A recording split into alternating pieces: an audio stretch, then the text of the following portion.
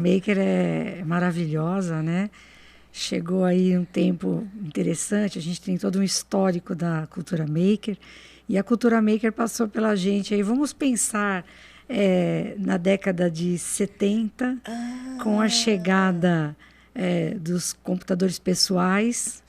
Então já tem um boom, uma abertura, Uma né? abertura aí. Da cultura maker. Olha só. E no ano 2000, a gente vai ter a chegada da revista Maker, né?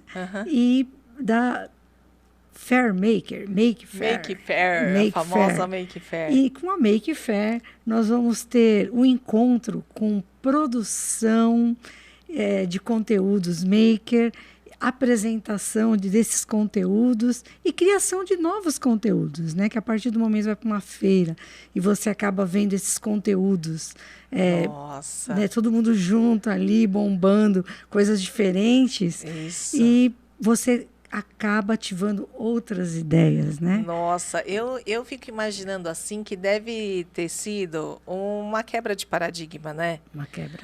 Porque assim, eu estava vendo um TED que a pessoa falava assim, se a gente for parar para olhar tudo que está aqui, né, no nosso dia a dia, ele em algum momento teve a cultura maker, né? Sim. Então alguém teve a iniciativa de dizer assim, ó, eu vou montar esse microfone.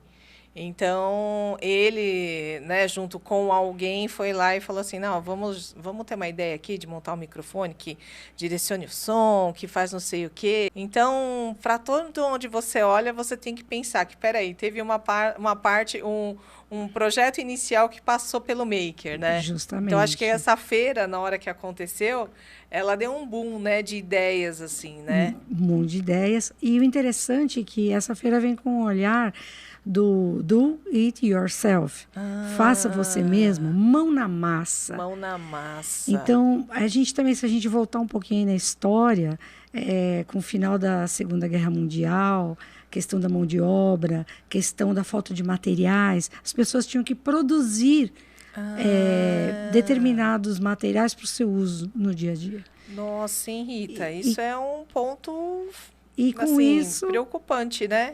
Assim, preocupante e bom porque trouxe a ideia, né? Ideias, inúmeras ideias vão surgir, né? Muito material feito bem mão na massa. Né? Muito... a gente parar para pensar, se a gente viajar um pouco aí no tempo... Então vamos, a gente adora. Pegar uma carona aí no Walt Disney, Walt Disney. Ele vai trazer os autômatos. E esses autômatos... são makers, né? É um olhar maker. Olá, né? gente. É um olhar maker. Daí tem quem aí já leu o professor Pardal, né? Que eu até ganho o nome de... ela tem o apelido de professor Pardal no trabalho, hein, gente? Professor Pardal, MacGyver. E o professor Pardal, ele vai trazer todo um olhar maker. Se você visitar, entrar aí nas pesquisas, buscar um HQ do professor Pardal, você vai encontrar um Lampadinha. E o Lampadinha? O Lampadinha, ele é feito do quê? De materiais que o professor Pardal tinha, que vai responder isso que eu falei no início, né? Final aí, todo um período. Então, surge esse olhar de montar, de criar. A gente poder criar com a mão na massa. Trazer a nossa essência nessa criação, para a nossa necessidade também. Né? Então, assim, qual a necessidade? Depois, lá no final, eu conto de uma necessidade que eu tive de poder ligar uma calculadora. Olha só, o que eu vai querer saber para ligar a calculadora sem bateria, né? E aí, o que é uma bateria? Então, aí dá para criar uma bateria sem a pilha? E aí, né? Eu vou deixar para vocês essa pergunta aí. Gente, para você aí. Vocês pensarem, é possível? Para você que tem o espírito de MacGyver, venha para a Cultura Maker. Isso mesmo, venha. E a gente vai ter também, em 2005, o Dio, muito difícil de falar. A gente vai tentar, tá bom? Assim, porque em inglês não é muito nossa vibe assim, mas é Dale Dougherty. Eu suponho que é isso, tá bom? Nos comentários aqui do YouTube não tem como pôr um áudio, mas eu vou deixar na descrição o nome certo dele para garantir a integridade ao menos. E ele vai trazer um manifesto maker, que depois vai fazer parte de uma revista, né, da Magazine Maker. E esse manifesto traz um olhar muito interessante a respeito da cultura maker, né? Então, o fazer traz a minha essência. Então, o presentear, quando eu vou presentear alguém, eu também presenteio com a minha ideia, o que eu tinha naquele presente, o que eu manifestei naquele presente para presentear alguém. É muito interessante.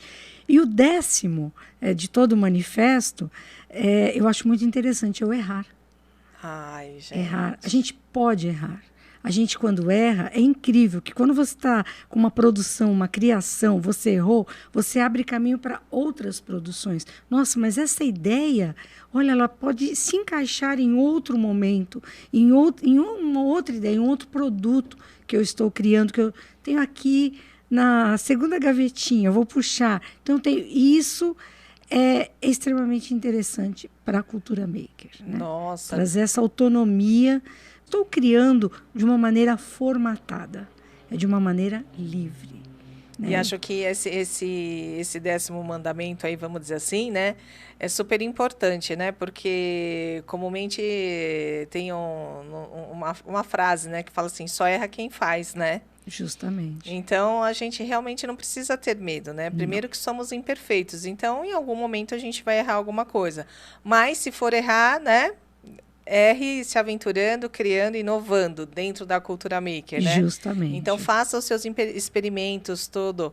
E acho que dentro desses mandamentos também tem se eu não me engano, Rita, que é o Eclipse. Nossa, maravilhoso. Né? Ótimo. E que fala, não, adquira ferramentas, tudo, tal, mas não é só isso, não né? Não é só isso, porque para e pensa, né? Você vai numa determinada loja e compra um kit enorme de ferramentas. De repente, você vai utilizar 2 ferramentas.